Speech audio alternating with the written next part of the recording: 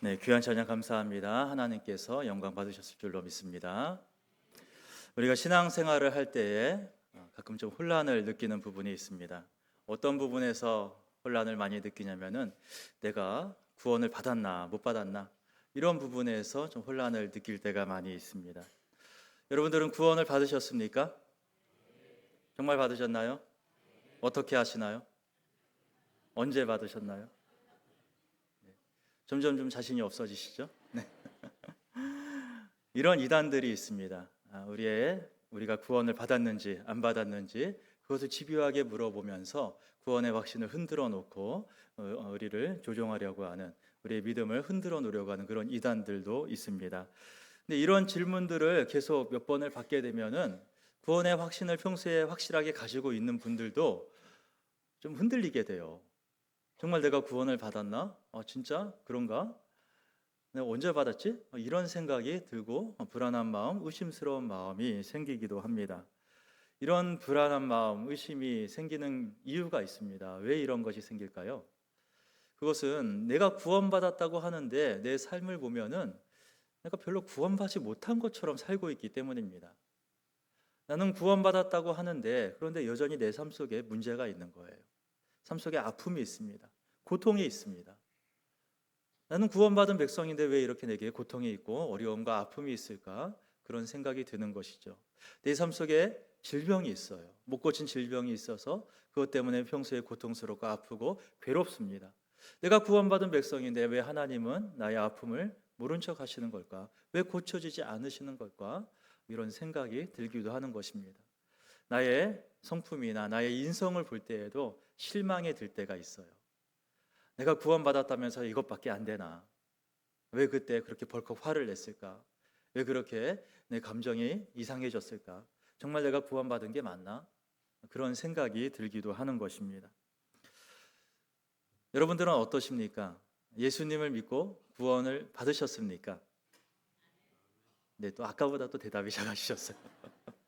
그렇다라면은 구원받기 이전의 나의 모습과 지금의 나의 모습을 비교해 봤을 때 뭔가 좀 많이 달라지셨나요? 뭔가 좀 변화된 모습이, 더 나아진 모습이 뭔가 있으신가요? 그렇지 않은 것 같아서 우리는 괴롭고 의심과 불안이 생길 수도 있는 것입니다. 그런데 제가 분명하게 말씀을 드릴게요. 예수님을 나의 구주로 고백한다라면은, 예수님께서 십자가에서 보혈을 흘려주셔서 그 십자가의 보혈이 나의 모든 죄를 용서하여 주신 것을 믿으신다라면은, 그렇다면 우리는 구원받은 겁니다. 하나님께서 우리를 하나님의 백성으로, 하나님의 아들과 딸로 삼아 주셨습니다. 우리는 틀림없이 이 확신을 가져야 하는 것입니다. 그런데 우리가 이 구원의 확신을 갖고 예수님을 믿는데도 불구하고 왜 여전히 우리의 삶 속에는 고통이 있고 아픔이, 어려움들이 끊이지 않고 찾아오는 것일까요? 그것은 기독교의 구원관이 가지고 있는 아주 독특한 특성이 있기 때문입니다. 우리는 이 부분을 잘 이해할 필요가 있습니다. 기독교 구원론의 독특한 점을 한마디로 표현한다라면 이렇게 말할 수 있어요. 이미, 그러나 아직 아니라는 것입니다. 영어로 하면 already, not yet 이라고 표현하기도 하는 말입니다. 우리의 구원은 이미 이루어졌다라는 거예요. 그런데 이 구원이 아직 완성된 것은 아니다라는 것입니다. 이것이 기독교 구원론의 아주 독특한 특징이에요. 우리는 이미 구원을 받았습니다. 예수님의 십자가의 보혈이 우리의 모든 죄를 다 씻어 주셨어요. 우리는 모든 죄를 용서받고 하나님의 아들이 되었고 하나님의 딸, 하나님의 백성이 되었습니다. 이미 우리는 구원을 받은 거예요. 우리는 분명히 이 확신을 갖고 있어야만 합니다. 그런데 이 구원이 아직은 완성되지는 않았다라는 것입니다. 우리의 구원은 언제 완성되는 것입니까? 이 땅의 마지막 날, 예수님께서 다시 오시는 그날 우리 구원이 완성됩니다. 이 땅에 종말이 닥치고 최후의 심판이 있고 예수님 오셔서 하나님 나라를 완성하게 될 그날 우리는 하나님 나라에 들어가게 될 것이고 그 땅에서 영원한 생명과 부활의 영광을 누리게 될 것입니다. 그때에 우리의 구원이 완성되는 것입니다. 그렇기 때문에 우리는 지금 이 둘 사이에 마치 끼어 있는 것과도 같은 중간 상태를 보내고 있습니다. 아직은 구원이 이미 시작되었지만 그러나 아직은 완성되지 않은 상황 속에서 약간 좀 애매한 상황을 우리가 보내고 있다라는 것이죠. 그러다 보니까 이미 우리는 구원을 받았지만, 그러나 이 구원이 정말 내가 구원을 받은 것인가 때로는 의심이 들기도 하고 좀 불안정한 그런 생각이 들기도 하고 그렇게 좀 애매한 상태를 보내고 있어요. 그래서 아직 우리의 삶 속에는 고통도 있고 아픔도 있고 슬픔도 찾아오는 것입니다. 그래서 지금 우리는 이 때를 잘 보내야 돼요. 이 애매한 것 같은 중간 상태, 이미 시작되었지만 그러나 아직은 완성되지 않은 구원을 향해 나아가고 있는 이 상태 속에서 우리는 어떻게 살아가야 할 것인가, 이것이 참 중요한 문제가 되는 것입니다. 어디에 초점을 두고 무엇을 바라보며 어떤 마음가짐을 가지고 살아가야 할 것인가, 그것이 오늘 우리에게 너무도 중요한 문제가 되고 있습니다. 오늘 우리가 이 노아의 홍수 이야기를 읽었습니다. 이 말씀은 아마 모르는 분이 없는 말씀일 거예요. 너무 잘 알고 있는 말씀입니다. 예수님 믿지 않는 사람들도 노아의 홍수 이야기는 대충 다 알고 있는 이야기입니다. 오랜 옛날 온 세상에 커다란 홍수가 닥쳤다라는 이야기이지요. 이 홍수 때문에 세상의 모든 사람들이 다 멸망했습니다. 오직 노아야 노아의 그의 가족들, 그리고 하나님께서 보내주신 암수 한 건씩, 암수 한 쌍씩의 이 동물들, 그들만이 방주 안에서 구원을 받았다라는 이야기가 이 노아의 홍수 이야기입니다. 교회학교 공과 시간에서는 항상 빠지지 않고 등장하는 이야기죠. 어린아이들이 역할극도 하고 이것들을 인형극도 하고 그렇게 활동도 합니다. 그러다 보니까 이 이야기가 마치 동화처럼 신화처럼 그렇게 들려지기도 하고 어린아이들이나 듣는 얘기처럼 느껴지기도 합니다. 근데 사실 이 노아의 홍수 이야기는 너무도 중요한 것을 우리에게 가르쳐주는 말씀이에요.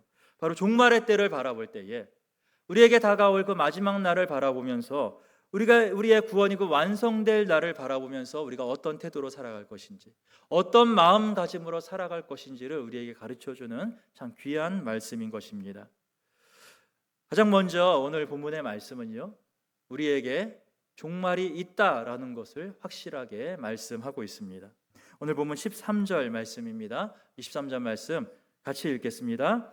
하나님이 노아에게 이르시되 모든 혈육 있는 자의 포악함이 땅에 가득함으로 그 끝날이 내 앞에 이르렀으니 내가 그들을 땀과 함께 멸하리라. 하나님께서 말씀하십니다. 그 끝날이 내 앞에 이르렀다. 내가 이제 그 모든 것들을 멸할 것이다 라고 말씀하십니다. 마지막 심판의 날, 종말의 때가 반드시 있을 것이다. 하나님은 말씀하고 있습니다. 이 당시 노아의 시대는요, 온 땅에 죄악이 가득했던 시대입니다. 사람들이 마음속에 생각하는 게 온통 악한 것들만, 온통 죄악된 것들만 가득한 시대입니다. 포악함과 부패함이 온 땅에 가득하였습니다. 심지어는 하나님께서 사람을 지으신 것을 한탄하실 정도로 온 땅에 죄악이 가득했던 시대였습니다. 그래서 하나님께서는 이 세상의 모든 것을 다 멸하시기로 결정하십니다. 그리고 이 사실을 누구에게 알려주시는 거예요? 노아에게 알려주십니다. 이 당시에 의로웠던 유일한 사람이었던 노아에게 이 사실을 알려주시면서 이 마지막 종말의 때를 준비하도록 그렇게 말씀하시는 것이 오늘 본문의 말씀입니다. 그런데 사실 하나님께서 노아에게 이것을 알려주시기 이전에 이미 오래전부터 이 홍수 심판을 계획을 하고 계셨어요. 우리가 그 사실을 어떻게 알 수가 있냐면은 이 창세기 5장에 나오는 노아의 족보, 이 아담의 후손의 족보들을 보면은 이 사실을 알 수가 있는 것입니다. 이 노아의 족보를 쭉 보게 되면은 노아의 아버지는 라멕이라는 사람이고요, 노아의 할아버지는 무드셀라라는 사람입니다. 그런데 이 무드셀라는 이 성경에서 좀 특이한 이력을 가지고 있는 사람이죠. 이 사람이 어떤 사람인가요? 성경에서 가장 오래 살았던 사람입니다. 몇 살까지 살았냐면은 969살까지 살았던 사람이 무드셀라입니다. 그런데 이 무드셀라가 노아의 할아버지잖아요. 노아가 태어났을 때 무드셀라의 나이가 몇 살이었을까요? 노아가 태어났을 때에 무드셀라의 나이가 369살이었습니다.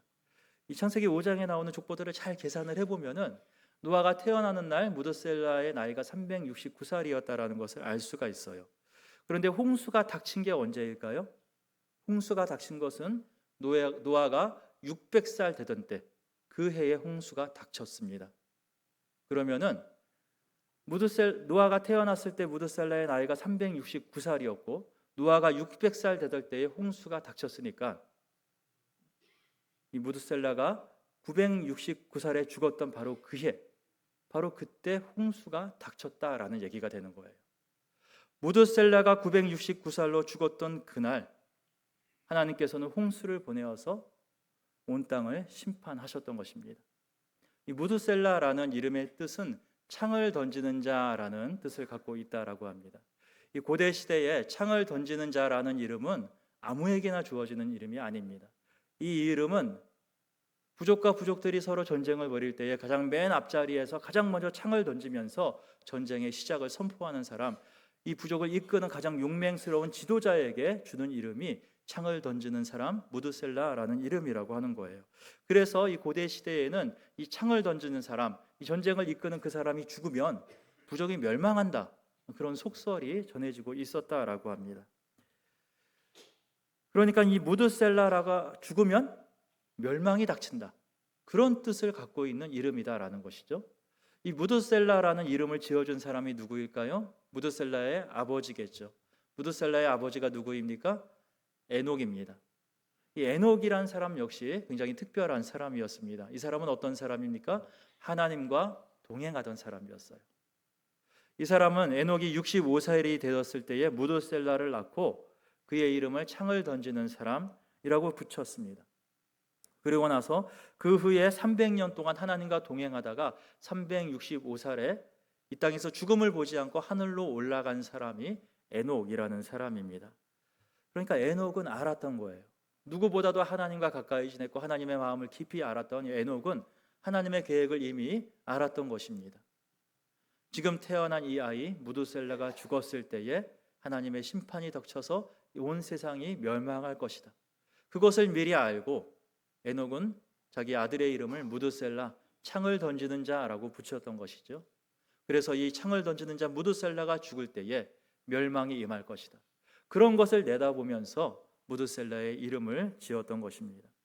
이 이름대로 무드셀라가 969살이 되어서 죽었던 해, 노아가 600살이 되었던 해, 그때에 홍수가 닥쳤습니다. 하나님의 심판이 온 땅에 임했고 노아의 방주에 올랐던 노아의 가족들과 가축들, 그 동물들 말고는 모든 것들이 다 멸망해 버리고 말았던 것입니다. 이 하나님의 홍수 심판이라는 것은 어느 날 갑자기 하나님께서 보낸 것이 아니라는 것입니다. 하나님께서 오래전부터 계획하고 계셨던 일이고 하나님께서 오랫동안 이끌어왔던 일이다라는 것입니다. 이미 오래전부터 하나님께서 종말의 날, 그 심판의 날을 정해놓고 모든 것들을 이끌어 오셨고 그날을 에녹 같은 사람들에게 깨우치게 하셨고 또 노아 같은 사람들에게 알려주시면서 이 마지막 심판의 날을 준비할 수 있도록 하셨던 것이다 라는 말씀입니다. 우리는 이미 시작된 구원이지만 그러나 아직은 완성되지 않은 이 중간 시대를 살아가고 있습니다. 이때 우리는 항상 이것을 기억해야 하는 거예요. 언젠가는 반드시 종말이 닥친다라는 것입니다. 언젠가는 반드시 하나님의 심판이 우리에게 찾아올 것이다 라는 말씀입니다. 우리는 모두가 언젠가는 반드시 준엄한 하나님의 심판대 앞에 설 수밖에 없는 사람들이다 라는 사실이에요. 많은 사람들이 이런 이야기를 하는 것을 부담스럽게 생각을 해요. 예수님 믿지 않는 사람들은 정말 심판 이런 얘기 들으려고도 안 합니다. 심지어는 예수님을 믿는 그리스도인들도 종말과 심판에 대한 말씀 참 두렵고 또 부담스럽게 받아들이기도 합니다. 하지만 종말과 심판이 닥친다라는 것, 이것은 너무도 분명한 하나님의 말씀이고 약속인 것입니다. 성경은 반드시 이 땅에 종말이 임할 것이고 지금도 하나님께서는 그 종말의 때를 향하여서 모든 역사를 이끌어가고 계시다, 우리에게 말씀하고 있는 것입니다. 이 종말의 때가 멀지 않았습니다. 가까이 다가오고 있어요. 예수님께서 다시 오시는 그날이 언제인지 우리는 알 수가 없어요. 그날은 언제일지 모릅니다. 하지만 적어도 우리 개인의 종말이 다가오고 있다라는 것, 우리는 그것은 알 수 있는 거예요. 우리는 언젠가 다 죽음을 맞이할 수밖에 없는 것입니다. 우리 모두는 언젠가 다 육체의 죽음을 맞이할 운명에 놓여 있다라는 것이죠. 안 죽고 영원히 살 계획을 갖고 계신 분 계신가요? 네, 우리가 그렇게 계획 세운다 할지라도 그럴 수 없어요. 언젠가 우리는 다 죽음을 맞이하게 된다라는 것입니다. 언젠가 우리는 비록 예수님 안에서 영원한 생명을 얻긴 했지만 그러나 육체의 죽음을 맞이할 수밖에 없는 처지에 놓인 거예요. 그러면 우리는 이 종말의 때 어떻게 준비하고 어떻게 그때를 맞이해야 한다라는 것일까요? 노아처럼 해야 한다라는 것입니다. 노아처럼 살아가야 하는 거예요. 앞으로 큰 홍수가 임한다라는 하나님 말씀 앞에서 노아는 모든 것을 다 내려놓았어요. 더 이상 이 땅에 아무런 미련도 집착도 갖지 않습니다. 방주를 만들면서 그 종말의 때를 대비하고 준비했던 것입니다. 이제 곧 홍수가 와서 이 땅의 모든 걸 다 쓸어버리고 멸할 것이다, 이 사실을 알고 있었을 때에 더 이상 노아는 이 땅에 대해서 아무런 미련도 갖지 않는 것입니다. 그리고 노아는 그 홍수 너머, 마지막 종말 이후에 펼쳐지게 될 새로운 세상, 홍수 너머의 세상을 바라보면서 마지막 심판의 때를 서서히 준비하고 있었다라는 것입니다. 오늘 우리의 삶이 그래야 할 줄로 믿습니다. 오늘 우리의 삶이 이 땅에 매여 있어서는 안 되는 거예요. 이 땅을 집착하고 이 땅에 모든 것을 쌓아두고 많은 것을 이 땅에서 남겨두려고 그렇게 살아서는 안 된다라는 것입니다. 사실 우리는 아직은 이 땅에 매여 있을 수밖에 없죠. 이 땅에서 우리가 해야 할 일들이 있습니다. 그것들 다 버려두고 기도만 하면서 종말을 준비하자, 그거는 사이비 이단들이 말하는 거고요. 오늘 제가 여기에서 말씀드리는 것은 이 땅에서 우리가 종말을 준비해야 돼, 이 땅에 매여 있는 것이 아니고 종말 이후의 세상, 하나님의 심판 이후에 펼쳐지게 될 그 영원한 하나님 나라를 바라보면서 그 나라의 소망을 두고 살아가자라는 말씀인 것입니다. 우리의 삶의 목표가 이 땅에 있는 것, 그저 이 땅에서 많은 것 남기고 이 땅에서 많은 것 쌓아두려는 것, 그것이 우리의 삶의 목표일 수는 없다라는 것입니다. 우리가 이 땅에 남겨야 할 것이 있다면요, 그것은 사랑밖에 없어요. 많은 것을 쌓고 많은 것을 채우고 그것을 이 땅에 남기려는 것이 아니고 하나님의 사랑으로 이웃을 사랑하며 또 하나님을 사랑하며 많은 것을 나누고 많은 것을 베푸며 사는 것, 그것이 우리가 이 땅에 남길 수 있는 유일한 것입니다. 그것이 바로 우리가 이 땅에서 종말을 준비하면서 마지막 날을 바라보는 마음가짐이다라는 것이죠. 노아도 이런 마음을 갖고 그 마지막 때를, 홍수의 날을 준비하고 있었을 것입니다. 그런데 한편으로는 이러한 마음 갖고 있으면서도 두려웠을 거예요. 무섭지 않았겠어요? 홍수가 어떻게 닥칠지 모르는데, 또 언제 닥칠지 모르는데 두렵지 않았겠습니까? 얼마나 무서웠겠습니까? 이렇게 두렵고 무서운 마음이 있으면 노아는 무엇을 했을까요? 이렇게 마음이 무서울 때 저는 노아가 방주를 더 열심히 만들었을 것 같습니다. 방주를 더 튼튼하게, 더 강력하게 그렇게 만들어 갔을 것 같아요. 아무리 센 파도가 몰아친다 할지라도 요동하지 않을 그 정도로 튼튼하게 방주를 만들어 갔을 것 같습니다. 왜 그렇습니까? 방주 안에 있으면 안전하기 때문입니다. 방주 안에 있으면 구원을 얻기 때문입니다. 이것이 우리가 종말의 때를 바라볼 때 가져야 할 두 번째 마음가짐입니다. 우리에게는 구원이 보장되어 있다라는 거예요. 종말이라는 말 들으면은, 심판이라는 말 들으면은 마음이 막 기쁘신가요?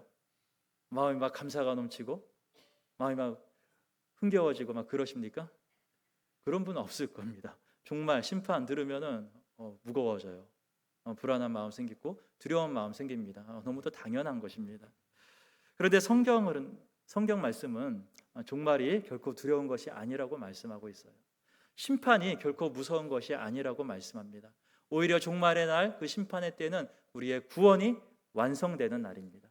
그 날이 되면은 우리는 구원을 확실하게 이루게 될 것입니다. 하나님 나라에 들어갈 것이고 그것에서 영원한 하나님의 영광을 바라보며 부활의 생명을 누리게 되는 것입니다. 바로 이 구원을 위해서 하나님은 노아에게 방주를 만들라라고 말씀을 하신 것입니다. 이 방주라는 말은 히브리어로 테바라는 단어를 사용한다라고 합니다. 테바. 근데 이 테바라는 말의 뜻은 배라는 의미가 전혀 없는 말입니다. 이 테바라는 말은 그냥 나무 상자, 나무 괴짝을 말하는 겁니다. 그런데 성경 전체를 걸쳐서 테바라는 것이 가리키고 있는 이 대상이 딱 두 가지밖에 없습니다.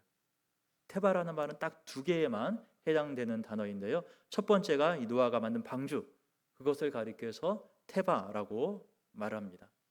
그리고 나서 두 번째는 모세가 누웠던 갈대 상자, 그것을 테바라고 말합니다. 이 모세의 어머니 요게벳이 아기 모세를 이 나일강에 띄어보내기 위해서 모세를 넣었던 그 갈대 상자, 그것을 가리켜서 성경에서는 테바라고 말합니다. 이 노아의 방주와 모세의 갈대 상자 딱 이 두 개만 가리켜서 성경은 테바라고 이야기를 하고 있습니다. 그런데 이 두 개의 물건은 공통점이 있어요. 첫 번째는 이 둘 다 하나님의 구원을 상징하는 상자다라는 것입니다. 이 노아는 방주를 만들어서 이 방주 안에 들어있는 모든 것이 홍수로부터 구원받게 되었습니다. 하나님의 구원을 보여주는 도구가 이 테바 노아의 방주였어요. 그리고 모세의 갈대 상자 역시 마찬가지입니다. 이 모세의 갈대 상자 역시 모세가 애굽 사람들을 피하기 위해서 그 갈대 상자에 들어가서 강물에 뛰어보낸 것이잖아요. 그래서 이 모세가 구원받은 갈대 상자, 그래서 구원을 상징하는 것이 바로 이 테바 모세의 갈대 상자입니다. 이렇게 하나님의 구원을 상징한다는 공통점이 있습니다. 그리고 또 한 가지 두 번째 공통점이 있습니다. 이것은 이 노아의 방주나 모세의 갈대 상자나 둘 다 물 위에 둥둥둥 떠다니는 것이다 라는 거예요. 노아의 방주에 돛이 있었습니까? 없습니다. 속력을 낼 수 있는 노가 달려 있었나요? 없었습니다. 방향을 결정할 수 있는 방향타도 달려 있지 않았습니다. 노아의 방주는 그냥 물 위에서 그냥 아무렇게나 물이 흘러가는 대로 떠다니는 상자였을 뿐입니다. 모세의 갈대 상자 역시 마찬가지죠. 모세의 갈대 상자 역시 그냥 강물에 떠내려가게 버려둔 거예요. 이것이 어디로 흘러갈지 아무도 알 수 없는 것입니다. 이것이 흘러가다가 뒤집어져 버릴지, 흘러가다가 악어나 하마의 입속으로 들어갈지 누가 알 수 있었겠습니까? 어디로 갈지 몰라요. 그런데 이 갈대 상자가 어디로 갔습니까? 애굽 공주 앞으로 흘러가게 되는 것입니다. 누가 그렇게 흘려보낸 것입니까? 하나님께서 하신 일입니다. 그래서 이 테바라는 것은 하나님의 구원이 무엇인지를 보여주는 거예요. 구원이라는 것은 전적인 하나님의 주권과 하나님의 은혜라는 것입니다. 이 구원을 이루기 위해서 우리가 해야 할 일은 아무것도 없습니다.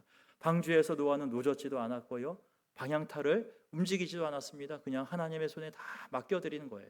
갈대 상자 역시 그냥 하나님의 손에 다 맡겨드린 것입니다. 하나님께서 이끄시는 대로, 하나님께서 인도하시는 대로 흘러가는 것뿐이다 라는 것이죠. 사람이 할 수 있는 일은 아무것도 없는 것입니다. 구원이 이와 똑같은 거예요. 하나님께서 우리를 구원해 주셨어요. 우리는 구원받은 하나님의 백성이 되었습니다. 이것은 전적인 하나님의 은혜인 것입니다. 이 구원을 위해서 우리가 아무것도 한 것이 없어요. 우리가 보탠 것이 아무것도 없습니다. 그렇기 때문에 우리는 구원을 그저 감사히 받아들이고 이 구원의 은혜 앞에서 감사하면서 하나님께 영광을 돌려드리는 것밖에는 없다라는 것입니다. 노아가 이 구원을 받아들였습니다. 방주 안에 올라가서 이 구원을 누렸습니다. 그러면 노아는 이 방주 안에서 아주 여유롭게 한가하게 시간을 보냈겠죠. 노아가 방주 안에서 무슨 일을 했을까요? 노아가 방주 안에서 편안하게 있었던 것 같지는 않습니다. 방주 안에서 노아도 해야 할 일이 있었습니다. 이것이 우리가 이 노아의 방주 이야기를 통하여서 종말을 바라보면서 알게 될 세 번째 마음가짐입니다. 노아는 방주 안에서 얼마나 오래 있었을까요? 창세기 7장에 나오는 말씀 보면은 홍수가 시작됐던 때는 노아가 600세 되던 해 둘째 달이었습니다. 600세 되던 해 둘째 달에 비가 내리기 시작을 했습니다. 그리고 나서 비는 40일 동안 내렸습니다. 40일 동안 비가 내리고 비가 그쳤습니다. 근데 비가 그쳤다고 해서 방주 밖으로 바로 나오진 못했어요. 왜냐하면 온 땅에 물이 가득했으니까. 그래서 물이 빠지기를 기다렸는데, 물이 빠지기를 기다렸다가 방주 밖으로 나온 때가 언제였냐면은 창세기 8장에서 노아가 601세 되던 해 둘째 달에 방주 밖으로 나왔다라고 말씀하고 있습니다. 그러면 노아는 방주 안에서 얼마 동안 있었을까요? 1년 동안 있었습니다. 약 1년 동안 노아는 방주 안에 머물러 있었던 거예요. 이 방주 안에서 1년 동안 어떤 일이 있었을까요? 방주 안에서 무슨 일이 있었을까요? 아무 일도 없었습니다. 아무 일도 없이 1년 후에 방주 안에 있었던 노아의 식구들 8명, 그리고 방주 안에 있었던 모든 동물들이 무사하게 방주 밖으로 나올 수가 있었습니다. 근데 이거는 정말 놀랄 만한 일 아닌가요? 깜짝 놀랄 만한 일입니다. 방주 안에 수많은 동물들이 있었어요. 이 동물들 중에는 사자나 호랑이처럼 사나운 동물들 있었겠죠. 또 반면에는 양이나 사슴, 토끼가처럼 작고 온순한 동물들도 있었을 것입니다. 그런데 1년 동안 방주 안에서 이 동물들이 아무런 일 없이 평화롭게 1년 동안을 보냈다라는 것입니다. 서로 싸우지도 않았어요. 으르렁거리지도 않았습니다. 사나운 동물이 약한 동물 잡아먹거나 그런 일 일어나지 않았습니다. 노아의 방주 안에서 사자는 양들을 보면서 잡아먹으려고 하지 않았고요. 독사들이 어린아이들과 함께 뒹굴면서 놀았습니다. 그것이 노아가 방주 안에서 보낸 1년이었습니다. 노아는 방주 안에서 그런 일을 했던 거예요. 그 안에 평화가 임하도록, 그 안에 하나님의 사랑이 임하도록 동물들을 돌보고 관리하는 일들을 1년 동안 했다라는 것입니다. 이런 평화의 모습, 사랑의 모습, 이것은 하나님 나라의 특징적인 모습입니다. 이사야서 11장에 나오는 말씀 보면은 하나님 나라가 이런 모습일 것이다 라고 우리에게 보여주는 말씀이 있습니다. 우리 이 말씀을 한번 같이 읽어보겠습니다. 이사야 11장 6절부터 9절까지 함께 읽습니다. 그때에 이리가 어린 양과 함께 살며 표범이 어린 염소와 함께 누우며 송아지와 어린 사자와 살찐 짐승이 함께 있어 어린 아이에게 끌리며 암소와 곰이 함께 먹으며 그것들의 새끼가 함께 엎드리며 사자가 소처럼 풀을 먹을 것이요 젖 먹는 아이가 독사의 구멍에서 장난하며 젖된 어린아이가 독사의 굴에 손을 넣을 것이라. 내 거룩한 산 모든 곳에서 해됨도 없고 상함도 없을 것이니 이는 물이 바다를 덮음 같이 여호와를 아는 지식이 세상에 충만할 것임이니라. 아멘. 하나님 나라가 이런 나라라고 말씀하십니다. 사자와 어린 양이 함께 뛰어노는 나라입니다. 어린아이가 독사의 굴에 손을 넣어도 독사가 물지 않고 함께 장난치는 나라, 그런 나라가 하나님의 나라랍니다. 사자가 소처럼 어린아이의 손에 이끌리면서 함께 뛰어노는 그런 아름다운 평화의 나라, 그 나라가 하나님의 나라예요. 그런데 그 모습이 어디에서 이루어진 거예요? 노아의 방주 안에서 1년 동안 이루어졌다라는 사실입니다. 노아는 방주 안에서 이 일을 하고 있었어요. 하나님의 나라를 이루고 하나님의 평화와 사랑을 위해서 동물들을 돌보고 관리하는 그 일들을 노아가 하고 있었다라는 것입니다. 흔히 교회를 가리켜서 이렇게 말을 해요. 교회는 구원의 방주라고 이야기를 합니다. 교회가 구원의 방주라면은 이 노아의 방주를 교회의 모습에 적용해 보면 어떻게 될까요? 교회 안에는 강한 사람도 있고 약한 사람도 있습니다. 사자처럼 힘센 사람 있어요. 호랑이처럼 사나운 사람도 교회 안에는 있을 수가 있습니다. 또 양이나 사슴, 토끼처럼 약하고 온순한 사람도 교회 안에 있겠죠. 교회가 진정으로 구원의 방주라면은 교회는 어떤 모습이 되어야 하겠습니까? 강한 자는 자기가 힘이 있다고 해서 약한 자를 억눌러서는 안 되는 것입니다. 약한 자는 오히려 자기의 약함을 무기로 삼아서 강한 자를 공격해서도 안 되는 것입니다. 강한 자는 약한 자를 배려하고 약한 자는 강한 자를 존중해 주는 것, 그것이 노아의 방주였고 그것이 구원의 방주인 오늘 우리 교회의 모습이 되어야 할 줄로 믿습니다. 우리 교회는 이런 노아의 방주와 비교해 볼 때 우리 교회는 어떤 모습일까요? 노아의 방주와 비슷해 보이는 모습입니까? 아니면 좀 거리가 있어 보이는 모습입니까? 제가 이런 말씀 드리면 아마 좀 가슴 아프게 느끼는 분들도 많이 계시지 않을까라는 생각이 듭니다. 참 힘든 시간들을 보내오셨잖아요. 어려운 시간들을 우리가 흘려보내왔습니다. 방주 안에서 평화와 사랑을 누려야 되는데 그러지 못하고 안타까운 일들이 우리 가운데 있어 왔던 것 같습니다. 이제 우리는 그런 시간들을 넘어가야 할 때를 맞이했습니다. 그 시간들을 극복해 나가야 되는 거예요. 이제 우리는 방주를 진짜 방주답게 아름답게 만들어가야 하는 그런 시점에 있다라고 생각합니다. 이 안에서 다시는 서로가 서로를 향해서 으르렁거려서는 안 되는 거예요. 이 안에서 다시는 서로가 다투어서는 안 되는 것입니다. 온전한 평화와 사랑을 이루고 온전히 하나님의 사랑의 은혜 속에서 서로 하나 되는 것, 그것이 노아의 방주였고 그것이 오늘 우리가 이루어가야 될 구원의 방주, 우리 교회의 모습이 되어야 할 줄로 믿습니다. 하나님께서는 우리에게 이 도원교회라는 아름다운 구원의 방주를 허락해 주셨습니다.